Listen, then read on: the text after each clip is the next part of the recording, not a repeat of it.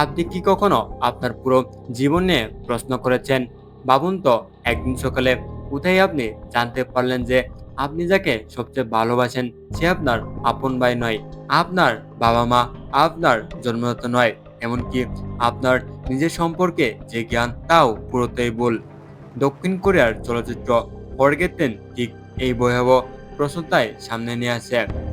আজ আমরা এমন এক সাইকোলজিক্যাল থ্রিলার মুভি এক্সপ্লেন করব যেখানে প্রতিটি 5 মিনিটে একটি করে নতুন টুইস্ট আসবে, আর আপনি ভাববেন এতে কিভাবে সম্ভব। চলুন আজ এই মাইন্ড ব্লোয়িং দাদার প্রতিটা রহস্য আমরা একদম গোড়া থেকে খুলে খুলে বুঝব। কিন্তু মনে রাখবেন, এই গল্পের সত্য জানার পর আপনার নিজের স্মৃতিকেও আপনার কাছে সন্দেহজনক মনে হতে পারে। চলুন দেরি না করে শুরু করি আজকের ভিডিও। আর হ্যাঁ, চ্যানেলে নতুন হলে প্লিজ একটা লাইক করে সাবস্ক্রাইব করে দিও। গল্প শুরু হয় এক হাসি খুশি পরিবারকে দিয়ে। গল্পের মূল চরিত্র জিনসিউক, তার বড় ভাই ইউসুক আর তাদের বাবা মা গাড়ি করে একটি নতুন বাড়িতে যাচ্ছে। জিনসিউক তার বড় ভাইকে অসম্ভব ভালোবাসে, কারণ ইউসুক পড়াশোনায় পারফেক্ট, খেলাধুলায় পারফেক্ট, এমনকি তার ডান পায়ের খোরাত্ম থাকা সত্ত্বেও সে একাই সবকিছু সামলায়। নতুন বাড়িতে যাওয়ার পর মালিক তাদের একটা অদ্ভুত শর্ত দেন। দোতলার একটি নির্দিষ্ট ঘর লক করা থাকবে এবং ওটা যেন কেউ ভুলেও না খুলে। এই ঘরে নাকি আগের মালিকের কিছু জিনিস রাখা আছে। কিন্তু প্রথম রাত থেকে জিনসুকের ওই বন্ধ ঘর থেকে অদ্ভুত কান্নার শব্দ, হাসির আওয়াজ আর ঠক ঠক শব্দ শুনতে শুরু করে। যখনই সে তার মাকে এটা বলে ইসুক থেকে থামিয়ে দেয় এবং বলে ওটা তার ভুল ধারণা। আমরা জানতে পারি জিনচুকের তীব্র অ্যাংজাইটি ডিসঅর্ডার, দুশ্চিন্তাজনিত রোগ আছে, তাই সে নিয়মিত ওষুধ খায়। সবাই ওকে বোঝাতে চায় যে ও যা শুনছে তা ওর মনের ভুল, ওষুধ ঠিকমতো না খাওয়ার ফল, যার ফলে এমনটা হচ্ছে তার। একদিন প্রচন্ড বৃষ্টির মধ্যে দুই ভাই বাইরে হাঁটতে বের হয়। হঠাৎ একদল মুখোশধারী গ্যাংস্টার একটা গাড়ি নিয়ে এসে ইউসুফকে জোর করে তুলে নিয়ে যায়। জিনসিউক অনেক চেষ্টা করে আটকাতে পারে না, সে ওই গাড়ির প্লেট নম্বর মুখস্থ করে নেয়। পুলিশকে গাড়ির লাইসেন্স প্লেট নম্বর দিয়ে দেয়, কিন্তু পুলিশ বলে ওই নম্বরের কোনো গাড়ি নেই। আর এই রহস্যটা এখান থেকে শুরু হয়। এরপর ঠিক 19 দিন পর ইউসুফ একদিন রাত 2টায় একদম অক্ষত অবস্থায় বাড়ি ফিরে আসে। কিন্তু সে এই 19 দিন কোথায় ছিল, তার সাথে কি ঘটেছিল তার কিছুই সে মনে করতে পারছে না। সবাই খুশি হলেও জিনসুক লক্ষ্য করে এক অদ্ভুত পরিবর্তন। ফিরে আসার পর ইউসুফের ডান পায়ের খোরাত্ম কমে গেছে, এমনকি সে ভুলবশত বাম পায়ে বর দিয়ে হাঁটতে শুরু করে। জিনসুকের মনে সন্দেহ দানা বাঁধতে শুরু করে। সে মনে মনে বলে, এতে কি আসলেই আমার ভাই? একদিন রাতে জিনসুক ঘুমিয়েছে, কিন্তু আসলে সে ঘুমানোর ভান করছে। সে দেখে দিনের বেলার শান্ত ইউসুফ রাত হলেই একজন অন্য মানুষ হয়ে যাচ্ছে। সে তার মাকে মিথ্যা বলছে, সে গ্যাংস্টারদের সাথে কথা বলছে। একদিন ইউসুফ সন্দেহ করে যে জিনসুক সব জানে। সে একটি মেকানিক্যাল পেন্সিল জিনসুকের চোখের ঠিক 1 মিলিমিটার সামনে এনে বারবার ক্লিক করতে থাকে। ভয়ে জিনসুক তার মাকে সব বলে। মা তাকে আশ্বাস দেয় এবং বলে সে তার বাবার সাথে কথা বলবে। কিন্তু সেই রাতে জিনসুক শুনতে পায় তার মা ছাদে গিয়ে ফোনে বলছে সবকিছু শেষ হয়ে গেছে, সে সব জেনে ফেলেছে, ওকে আজ রাতেই শেষ করতে হবে। এখানেই দর্শকদের মাথায় প্রথম বড় ধাক্কা লাগে। পুরো পরিবারটাই কি তবে নকল, নাকি তার সাথে কোনো খেলা করছে তারা? একসময় সে চরম ভয়ে ডিপ্রেশনে জিনসুক এক কাপড়ে বাড়ি থেকে পালিয়ে সোজা পুলিশ স্টেশনে যায়।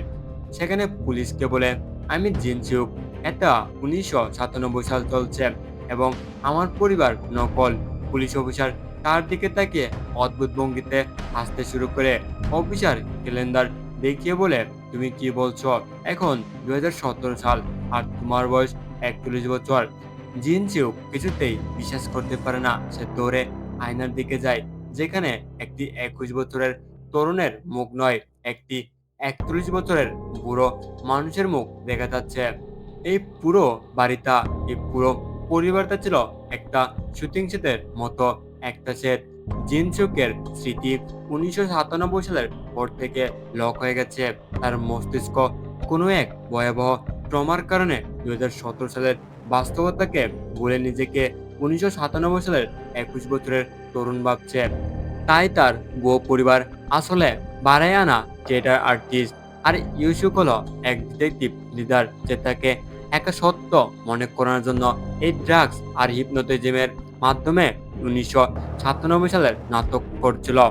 এবার ইউসুক এই গাড়িতে বন্দি করে এবং আজলত মনে করানোর জন্য সেই পুরোনো বাড়িতে যে ঘরটি লক করা ছিল সেখানে নিয়ে যায়। সেখানে পৌঁছানোর পর জিনসুকের মাথায় একের পর এক ফ্ল্যাশব্যাক আসতে থাকে। আমরা দেখতে পাই আসল অতীত, 1997 সালের বাস্তব চিত্র। 1997 সালে কোরিয়ায় তীব্র অর্থনৈতিক মন্দা ছিল। জিনসিউকের পরিবার একটা বড় গাড়ির দুর্ঘটনার শিকার হয়। তার মা বাবা মারা যায় এবং তার বড় ভাই আইসিইউতে মৃত্যুর মুখোমুখি হয়। ভাইয়ের অপারেশনের জন্য প্রচুর টাকার দরকার ছিল, যা জিনসুকের কাছে ছিল না। যার ফলে সে অনেক জায়গায় টাকার জন্য পাগলের মতো খুঁজতে থাকে, কিন্তু সে কোনো কিছুর বিনিময় হলেও টাকা জোগাড় করতে পারে না। ইন্টারনেটে টাকার সাহায্য চেয়ে পোস্ট করার পর এক অজ্ঞাত পরিচয় ব্যক্তি তাকে বিপুল টাকার বিনিময়ে একটি নির্দিষ্ট বাড়িতে গিয়ে এক মহিলাকে খুন করতে বলে, আর বাড়ির ছোট্ট ছেলে এবং মেয়েটিকে যেন সে হাত না দেয়।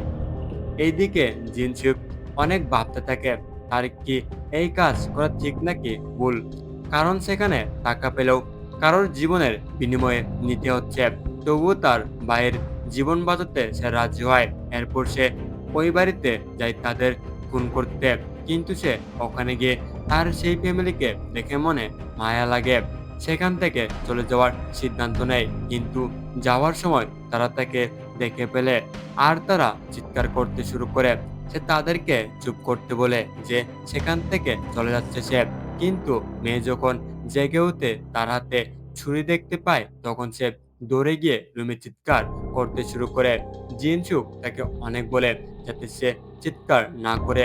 একসময় তাদের মধ্যে ধস্তাধস্তি হওয়ার কারণে ভুলবশত তার ছুরি যেই মেয়েটা খুন হয় তার হাতে খুন হওয়াটা ওই বাড়ির মহিলা দেখে ফেলে। তাকে চুপ করাতে গিয়ে সেও ভুলবশত তার হাতেই ওই মহিলাও খুন হয়। জিনসুক সেখান থেকে কান্না করতে করতে সেখান থেকে বেরিয়ে আসতে থাকে। তখন সেই বাড়ি ছোট্ট ছেলেটির সাথে তার দেখা হয়। জিনসিউক ছেলেটিকে বলে, তুমি ঘরের ভিতরে গিয়ে চোখ বন্ধ করে 100 পর্যন্ত গুনবে, বাইরে আসবে না, তখনই তারা ফিরে আসবে।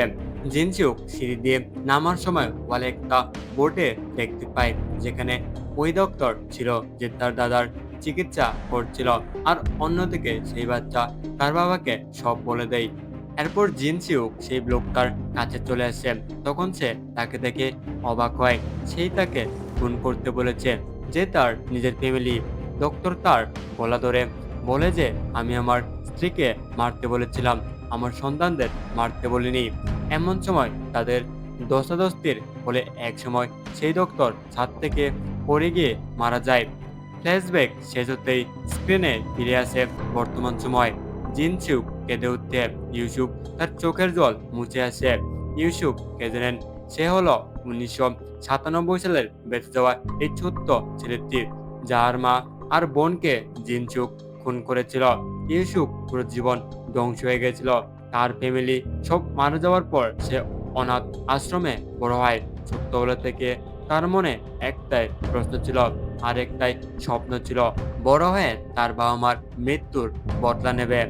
অনেক কষ্টের পর সে জিনসুককে 20 বছর পর খুঁজে বের করে দেখে যে জিনসুক ট্রমার কারণে সব ভুলে গেছে। তাই সে থিয়েটার সাজিয়ে জিনসুকের স্মৃতি ফেরার নাটক করেছিল, যাতে সে ওই রাতের ঘটনা মনে করতে পারে আর তাকে যেন সে বলে দেয় তাকে এই কাজ কে করতে বলে, তার সাথে কে কে আছে, নাকি তার বাবাই এগুলো করতে বলেছে। এমন হাজারো তার কাছে প্রশ্নের উত্তর ঘুরপাক খাচ্ছে। এরপর আমরা হাসপাতালের বেডের দৃশ্য দেখতে পাই যেখানে ইউসুফ তাকে একটি বিষাক্ত ইনজেকশন দিয়ে মারতে যাবে।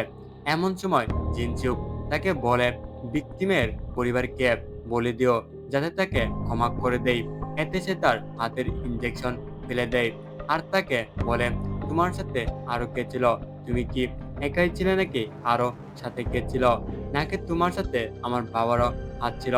কারণ তার মা মারা যাওয়ার আগে তার বাবা অনেকগুলো ইন্স্যুরেন্সে সাইন করেছিল। জিনসু তার মুখের দিকে তাকিয়ে কষ্ট পায় যে সে এত বছর ধরে সে কত কষ্ট করে বড় হয়েছে। তাই সে চায় না সে আরো কষ্ট পাক। তাই সে তাকে সত্যি বলে না, কারণ তার মাকে মারার নির্দেশ দিয়েছিল ভূত তার বাবা, ওই ডক্টর যে তার দাদাকে চিকিৎসা করেছিল। ইউসুফ তার নীরবতার লক্ষণ থেকে বুঝতে পারে যে তার বাবাই সম্পত্তির লোভে তার মাকে মারতে বলেছিল। ইউসুফ যখন জানতে পারে তার নিজের বাবাই তার মা বোনকে মারার আসল মাস্টারমাইন্ড ছিল, তখন তার বেঁচে থাকার সব অর্থ শেষ হয়ে যায়। সে তীব্র মানসিক যন্ত্রণায় হাসপাতালের ছাদ থেকে লাফ দিয়ে আত্মহত্যা করে। অন্যদিকে তীব্র অপরাধবোধ এবং নিজের জীবন ধ্বংস হয়ে যাওয়ার বেদনায় জিনসিউক হাসপাতালের বেডে শুয়ে ইউসুকে রেখে যাওয়া বিষাক্ত ইনজেকশন নিজের শরীরে পুশ করে আত্মহত্যা করে। মুভিটি শেষ হয় 1997 সালের একটি সুন্দর ফ্ল্যাশব্যাক দিয়ে, যেখানে দেখা যায় একটি পার্কে জিনসুক এবং ছোট্ট ইউসুকের প্রথম দেখা হয়েছিল, যখন তারা দুজনেই একদম নির্দোষ ছিল। তো কেমন লাগলো ভিউয়ার্স এই গল্প? তোমাদের তোমাদের কাছে কাকে সবচেয়ে অপরাধ মনে হলো? খুনিটাকে, নাকি এক পরিবারকে, নাকি সে তার ফ্যামিলিকে মারতে বলেছিল? কমেন্ট করে অবশ্যই জানাবেন।